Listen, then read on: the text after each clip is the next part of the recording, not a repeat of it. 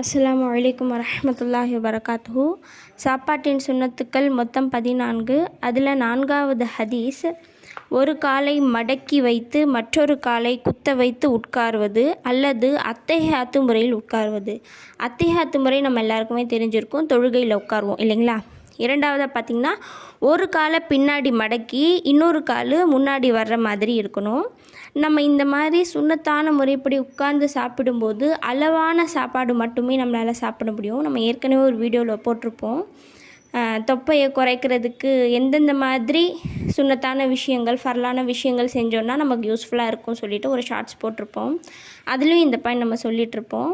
நம்ம இந்த மாதிரி உட்காந்து சாப்பிடும்போது அளவான சாப்பாடு மட்டுமே உள்ளே போகும். நம்ம அளவான சாப்பாடு சாப்பிட்டோம்னாலே நிச்சயமாக நமக்கு தொப்பைகளோ இல்லை உடலில் ஏற்படக்கூடிய வீணான கொழுப்புகள், சேரக்கூடிய கொழுப்புகள் இருக்காது இன்ஷா அல்லாஹ். அஸ்ஸலாமு அலைக்கும்.